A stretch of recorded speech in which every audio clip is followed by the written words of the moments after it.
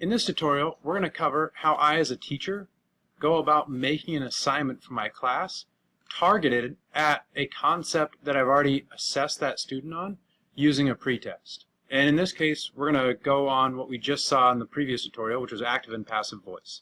So I'm going to follow up. I'm going to give my students an assignment for active and passive voice.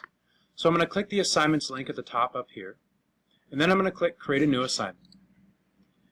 After I do that, I want to probably assign this to all my classes if they all took the pretest.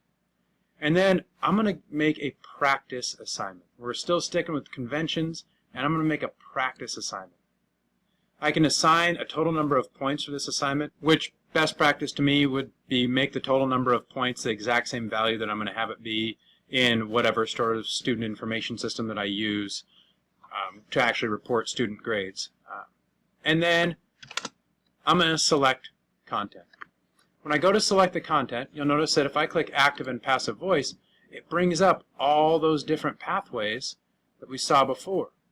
And since in the original pre-assessment I had not deselected any of these, I wanted students to be tested on all of these, I'm just going to select them all and hit Done Selecting. Now all the topics the student was assessed on in the pre-assessment are right there. I can give it a name, such as active and passive voice practice.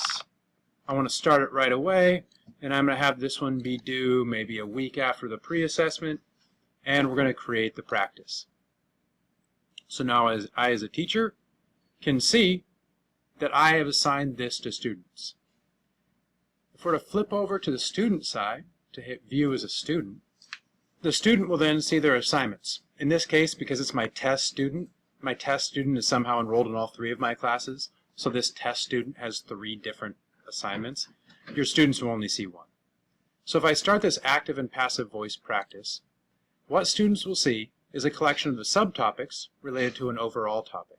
And there's 2 things here that I really appreciate with NoRedInk. And one of those is demonstrated on the screen and one is not. The one that is demonstrated on the screen is this place out feature. This is essentially students being able to place out or test out of having to do the work involved in these practice things right here. This is for the student who says, oh, I know this, I got it. I'm fine, I already know all this stuff, I don't need to do this. Okay, cool, just do the place out thing, show me you got it, and we're all good. Also, what students will see who are in your class, who have done the pre-assessment, these different orbs here will be partly full as a percentage marker based on how they did in the pre-assessment.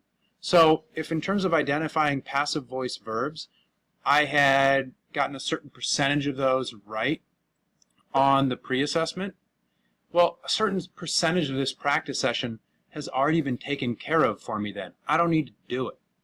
If I'd gotten everything about that right, I might see this at 100%. If I'd shown mastery on the practice session, then I don't need to do this at all. It would say 100% and be finished.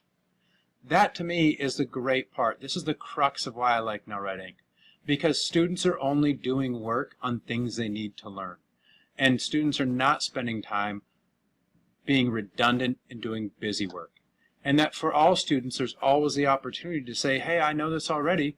In that case, great, go for it. But if you don't, you can see a very clear pathway of where you need to start and kind of a hierarchical structure of how you would get to knowing this overall concept of active and passive voice. So for students, it's a clear pathway, and in the next section, we'll see how for teachers, you can see student completion on an assignment.